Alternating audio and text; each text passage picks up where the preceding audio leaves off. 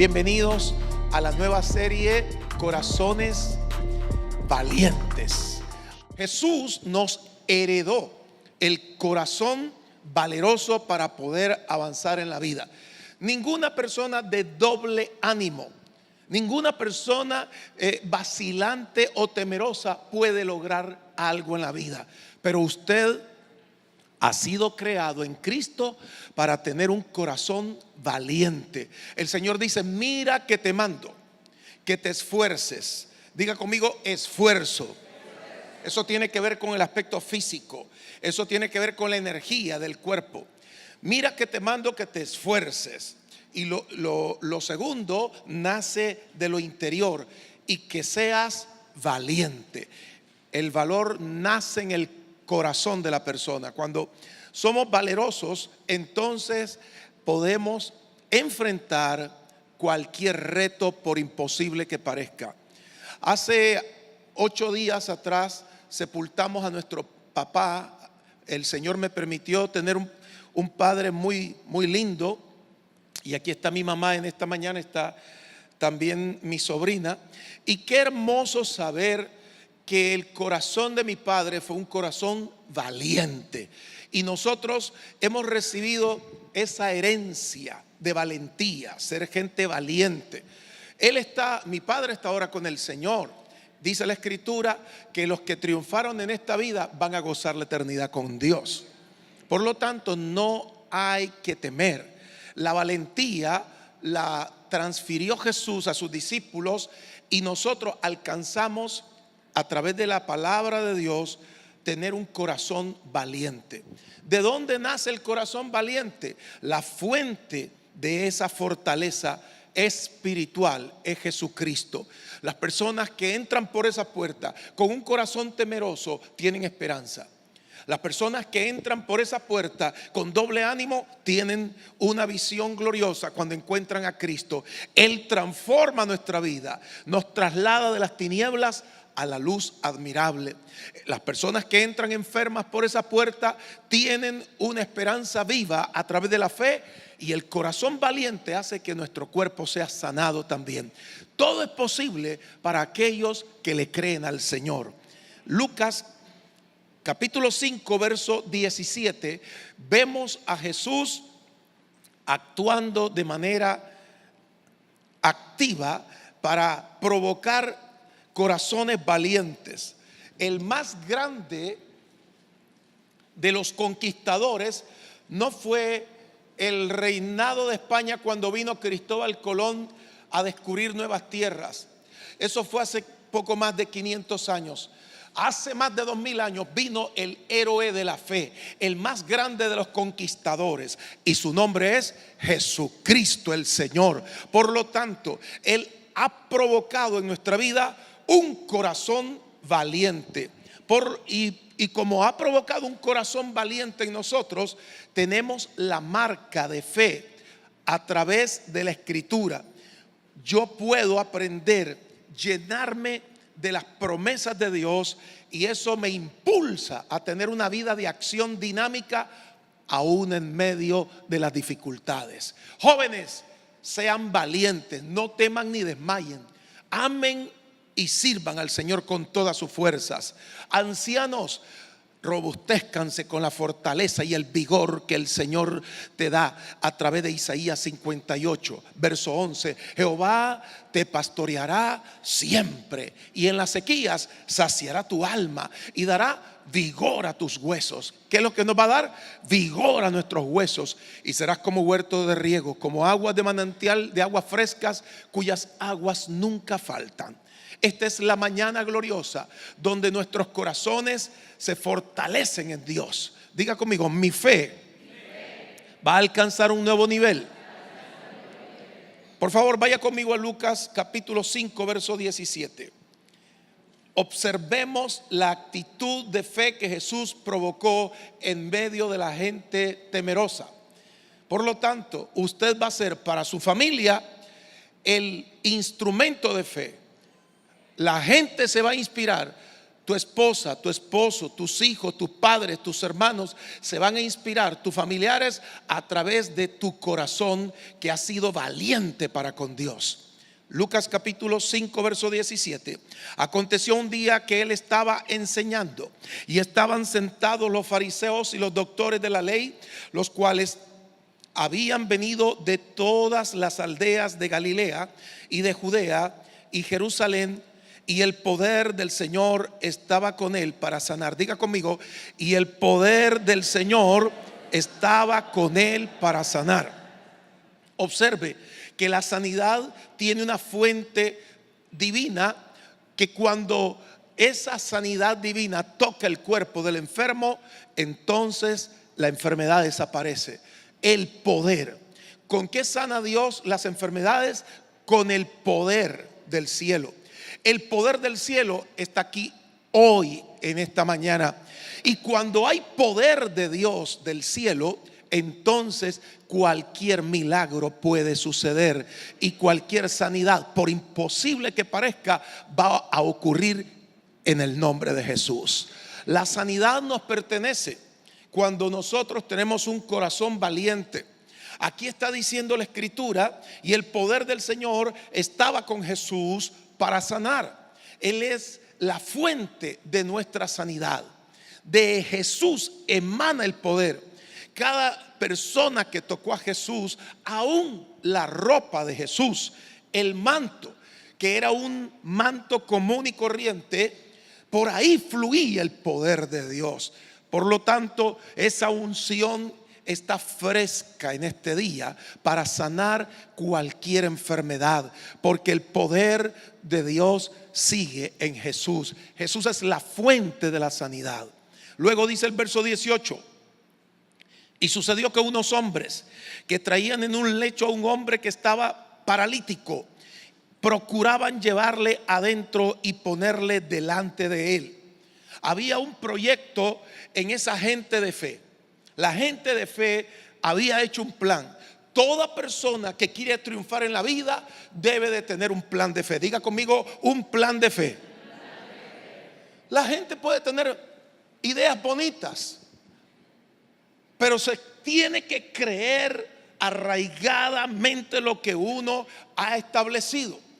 Y mientras las personas solo tengan ideas, entonces solo tendrán ilusiones. Pero las ideas deben de pasar a la acción a través de la actividad de fe, de un movimiento que no es pasivo, es activo. Observe que ellos ya habían planificado algo, y era hacer llegar al paralítico delante de Jesús. ¿Qué hemos planificado para nuestra vida? La Escritura dice que planifiquemos acciones buenas. Hay algo que la ciencia médica llama, y desde hace 10 años nos dimos cuenta de eso, cuando vino la doctora Melody Hilton a ministrar a nuestra iglesia y habló de las ramificaciones cerebrales.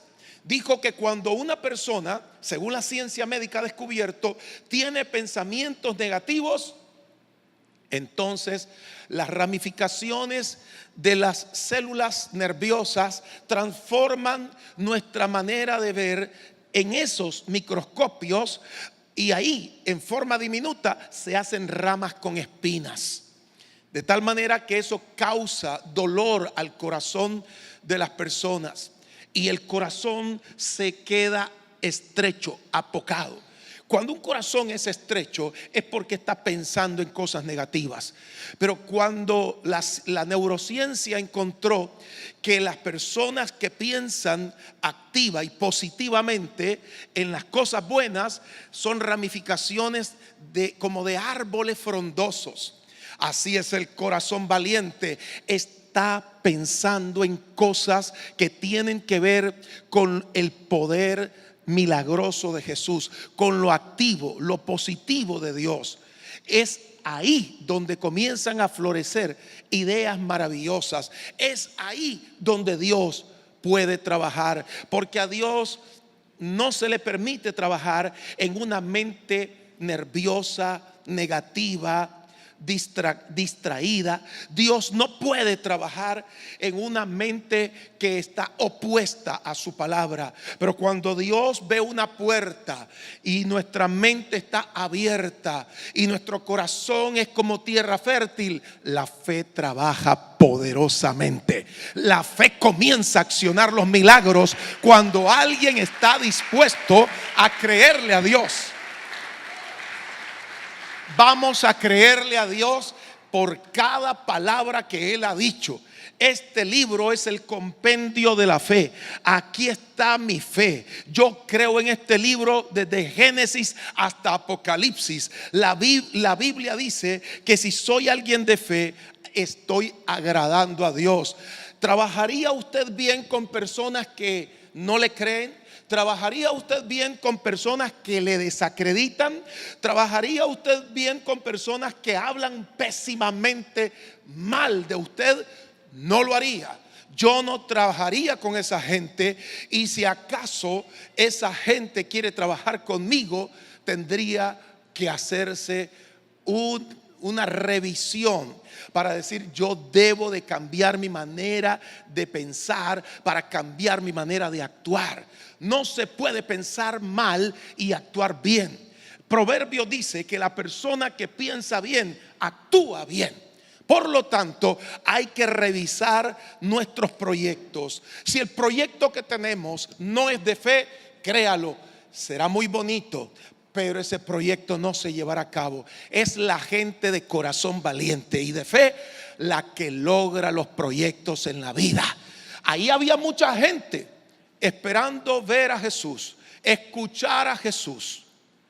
Pero dice la Escritura que el lugar y la casa se habían llenado de tantas personas que era imposible entrar hasta donde estaba Jesús.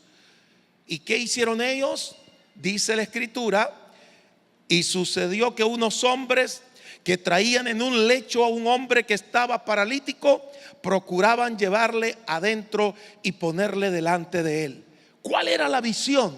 La visión era rebasar los límites. Diga conmigo: rebasar los límites. Yo amé a mis abuelos, amo a mis padres, pero tengo que rebasar los límites de ellos. Y mis hijos me aman, pero ellos tienen que rebasar los límites hasta donde yo llego. Nosotros no podemos vivir de lo que la gente común y corriente vive. Nosotros tenemos que rebasar los límites. ¿Sabe lo que hubiese hecho cualquier persona que no tuviese un corazón valiente? Traen los 4 hombres al paralítico en esa camilla, hubiesen dicho: llegamos tarde, no pudimos entrar. Ese es el reporte de las personas que tienen corazón apocado. Pero ellos dijeron: vamos a hacer que este paralítico entre hasta donde está Jesús. 4 valientes, y el más valiente de todos era el paralítico. Porque una persona que toma riesgos a subirse a un techo, teniendo bien sus manos y sus pies, es valiente. Pero más valiente el que ya va paralítico y lo suben, porque va en manos de los demás. Ahora, si ese hombre se cae, ya no queda paralítico, queda parapléjico, o quizás se muere. Diga conmigo: corazón valiente. ¿Qué nos enseña la Escritura acerca de la actitud de Jesús? ¿Por qué esta gente tuvo esa forma de actuar? Vaya conmigo a la Escritura. En Mateo capítulo 9, verso 35. Alguien provocó esta atmósfera. Diga conmigo: alguien debe de provocar una atmósfera de fe. Si yo llego a mi casa y encuentro temor, incertidumbre, incredulidad, duda, la palabra duda es no saber qué hacer. ¿Ha escuchado esa gente que dice: tengo mis dudas? Está diciendo: no sé qué hacer, no tengo plan. Pero usted sí sabe qué hacer, porque tiene al autor de la fe en su corazón. ¿Sabe por qué tenemos un corazón valiente? Porque alguien que es el autor de la fe vive en nuestro corazón, y su nombre es el Señor Jesucristo. Él es el autor de mi fe. Él me ha enseñado a vivir en fe. Yo debo de pensar y debo de actuar en fe para que mi vida agrade a Dios. Dice Mateo capítulo 9, verso 35. Y Jesús, dígalo en voz alta conmigo, y Jesús recorría todas las ciudades y aldeas, enseñando en las sinagogas de ellos, proclamando el evangelio del reino y sanando toda enfermedad y toda dolencia. Ahora escucha este texto. Y el pastor Roberto Sarria y la pastora Yajaira Sarria y los líderes de centro de adoración familiar recorrían todas las ciudades y aldeas de Nicaragua, enseñando en las iglesias y proclamando el evangelio del reino y sanando toda enfermedad y toda dolencia. Ese reporte lo tenemos que dar de igual manera nosotros, porque somos gente de fe. Ese es el reporte que vamos a dar. Aleluya. Amén. Cada joven, cada mujer, cada pescador de hombres que hay aquí, todos somos pescadores. Y tenemos, algunos pescan con anzuelo. Somos pescadores. ¿Cómo se pesca? Con anzuelo, de persona a persona. Otros pescan con atarraya o la red, y ahí traen hasta una familia completa. Usted valórese de cuáles es. Hay otros que pescan con trasmayo, que es una red larga como aquella de las canchas de tenis, pero largas, y ahí encierran a multitud. Eso es una campaña evangelística. Esas son las células de 60, 80, 100 personas. El viernes estuvimos en una célula de la iglesia que tiene 100 personas, y ahí estábamos predicando el evangelio. Y otros, me dice un pastor que me escuchó hablar de esto, me dice, hay otra forma de pescar. ¿Y cuál es? Bueno, nosotros llegábamos a una poza y le echábamos pan a los peces en la noche, y por la mañana volvíamos a echarle pan a los peces. Y a los peces se habían programado en su mente que le habíamos echado pan, y entonces agarrábamos una granada de fragmentación y la tirábamos, y bum bum, el agua subía hasta 6 metros de alto, y entonces pescábamos como 400 peces. Así que hay gente que son una bomba espiritualmente, que van a pescar almas. ¿Qué hacía Jesús? Provocaba fe donde quiera que iba. Es tiempo de provocar fe por donde quiera que vamos. No es tiempo de malas noticias. Provoquemos fe, porque la fe produce esperanza, y esperanza es que algo bueno va a suceder, algo bueno tiene que ocurrir. Eso es esperanza. La visión de Jesús era llenar de fe. Cada pueblo, ciudad y lugar se llenaba de fe. Por eso esta gente tenían al paralítico entre 4 hombres, pero estaban planeando cómo subirlo. La fe nos moviliza, la fe nos activa. La fe no se detiene ante las limitaciones. Vamos por nuestro milagro. Diga conmigo, vamos por nuestro milagro. Diga conmigo, provoquemos el milagro. Diga conmigo, hagamos que suceda. Tiene que suceder. Yo voy a provocar el milagro. A Jesús le gusta que provoquemos milagros. ¿Qué significa eso? Que ya hay un plan. Aunque no haya gente, yo tengo el plan de que van a venir al próximo encuentro 200 hombres. Y si proclamo la palabra y lo creo, provoco el milagro. Adelante las células, los grupos de crecimiento, que tenemos que planificar cosas para que ocurran. El que no planifica no tiene un proyecto, y el que no tiene un proyecto no sabe qué hacer. Y lo más que puede creer es que ya realizó todo en la vida. No es así. En Lucas capítulo 5, ahí donde estamos, observe el verso 19. Y sucedió que unos hombres, dice el verso 18, que traían en un lecho a un hombre que estaba paralítico, procuraban llevarle, ¿dónde? Adentro, y ponerle delante de él. Pero el verso 19 nos enseña cómo lo iban a hacer. Pero no hallando cómo hacerlo, a causa de la multitud, subieron encima de la casa. Tenían un plan. elevaron su fe. La fe de los demás estaba al nivel del suelo. La fe de ellos creció a nivel del techo. Hay que estirar nuestra fe. Si tenemos la misma fe del año pasado, solo somos gente que está perdiendo el tiempo. Somos gente que está estacionada. Pero tenemos que estirar la fe. Ellos hicieron algo que los demás no se atrevían a hacer. Quiere decir que la fe nos va a llevar a un nivel en que vamos a hacer algo que los demás o no quieren hacer, o no se esfuerzan por hacer, o no van a arriesgarse a hacer. Diga conmigo: la fe toma riesgos temerarios. Ese es el poder de la fe. La fe nos lanza a la acción. Vamos por nuestro milagro. Esto no es cuestión de que, hermano, estamos orando, estamos esperando un milagro. Esos milagros los esperamos algún día. Esa palabra algún día es peligroso. Peligrosa esa palabra.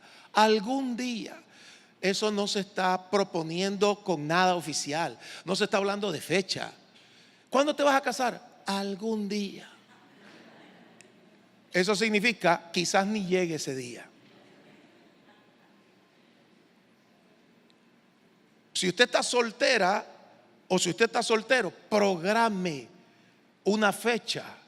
¿Qué, pastor? Claro que sí.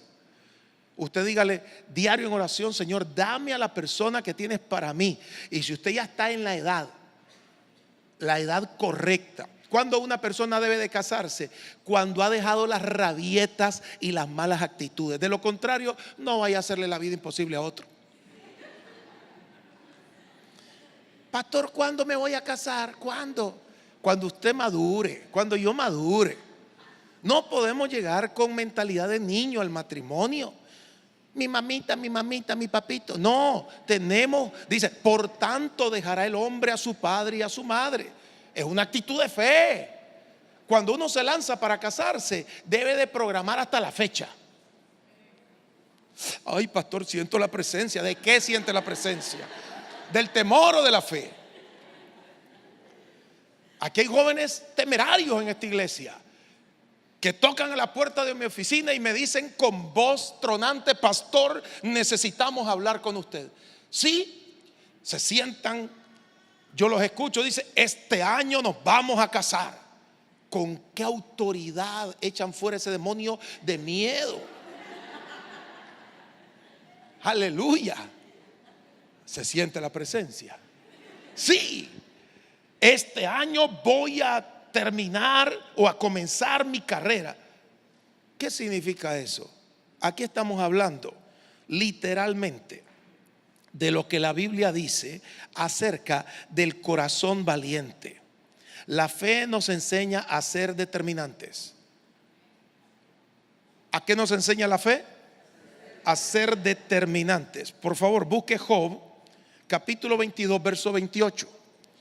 Quizás algunas personas conocen muy claramente la prueba de Job. ¿Se recuerdan de la prueba de Job? Perdió a sus hijos, perdió sus fincas, perdió su ganado y por último Satanás lo enfermó. Era una prueba de fuego. Era una prueba que si ese hombre no hubiese tenido fe sólida como la que tenía, no hubiese podido pasar el momento difícil. ¿Cómo nos programa Dios? Para los que nos gustan los automóviles, pensemos que nuestra vida tiene que ser como un automóvil o como un carro 4x4, doble transmisión, que no solamente corre en la autopista de lo fácil, sino en los caminos escabrosos, difíciles. Hace muchos años yo tenía un jeepito que le decían el burrito Suzuki. Ese burrito no corría rápido. Él corría despacito, como 40, 50, y cuando iba a alta velocidad pasaba los 60 kilómetros por hora. Era sencillo, era un burrito, estaba hecho para el campo. En la carretera todo el mundo sobrepasaba al burrito. Pero cuando yo me metía en caminos lodosos con ese pequeñito jeep, Se quedaban vehículos nuevos, grandes, hasta de doble tracción.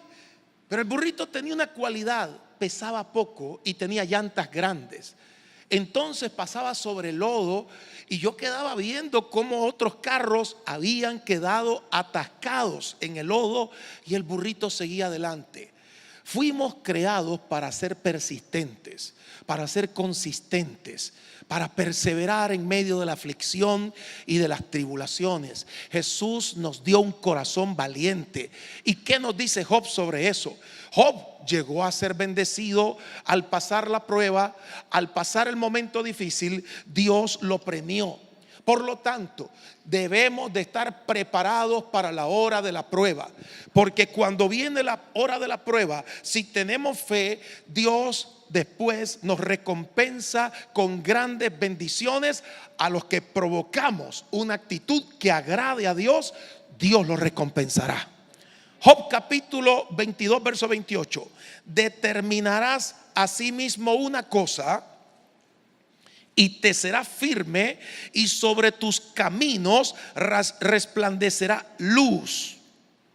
¿Qué ocurre cuando una persona ya tiene un plan y un proyecto? Entonces resplandece luz. Esa es la manera en que Dios ilumina por medio de su santa palabra. Luz significa palabra de Dios. Luz significa certidumbre, saber qué hacer.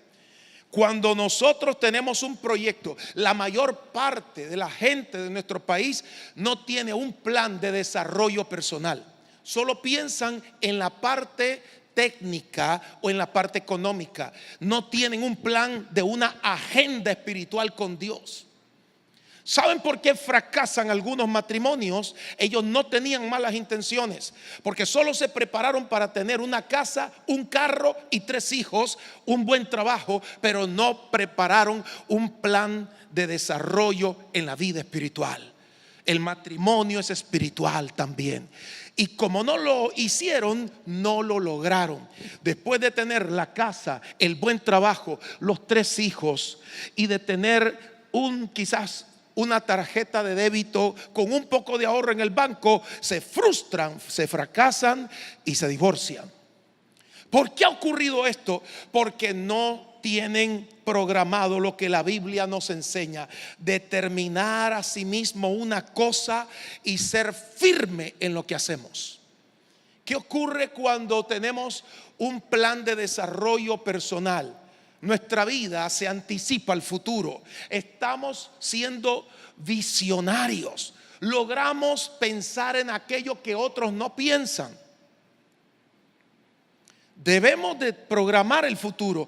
La gente que vive del momento nunca logra nada en el futuro, porque están tan distraídos que no están viendo quizá la amenaza que se aproxima.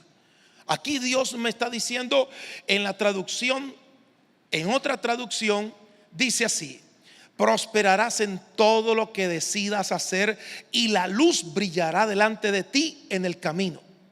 ¿Cuál es la diferencia entre la gente que prospera y los que no prosperan? Si ambos tienen el mismo buen deseo, hay una diferencia entre deseo y acción. Hay gente que tiene deseo, pero son haraganes espirituales. No tienen vida espiritual sólida. Quieren ministerio, pero no quieren comunión con Dios. Y cuando hacen algo como decir orar en la noche, o una vigilia, o madrugar a orar, ay, me estoy muriendo, me va a dar un derrame.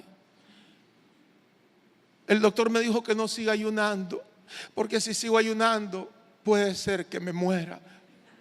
¿Los ha visto? Ese tipo de personas no van a conseguir nada en la vida. Se quejan ante los desafíos. Hay que enfrentar con un corazón valiente. Dice la escritura que subieron al paralítico y lo bajaron. Verso 20: al ver la fe de ellos, ¿qué fue lo que Jesús miró? Jesús no dijo: este hombre está muy dañado, sus piernas están torcidas. La fe no mira el problema. La fe mira y provoca el milagro cuando hay esa atmósfera de creerle y tener confianza en Dios. Entonces los escribas y los fariseos comenzaron a cavilar diciendo: ¿quién es este que habla blasfemia y que puede perdonar pecados? ¿Por qué? Porque Jesús, al verlos que bajaron al paralítico, lo llevaron donde él estaba, le dijo Jesús al paralítico: tus pecados te son perdonados. Tus pecados te son ¿qué? Perdonados. En un abrir y cerrar de ojos, el poder de Dios le borró todos los pecados. Hoy va a ocurrir algo en este momento, igual que como le sucedió a ese hombre. En un abrir y cerrar de ojos vas a experimentar que el Señor va a borrar tus pecados y vas a tener una nueva vida, una nueva forma de vivir. Eso se llama el milagro del nuevo nacimiento. Pero ¿cómo viene? Con una fe de arrepentimiento. Estoy seguro que soy pecador. Estoy seguro que le he fallado a Dios. Estoy seguro que estoy lleno hasta de demonios y pecados. Pero la sangre de Cristo me va a limpiar de pecado. Pero el Señor me va a perdonar porque su promesa lo dice. Y Él va a expulsar todos mis pecados y voy a ser una nueva criatura. Eso es lo que agrada a Dios, que le creamos.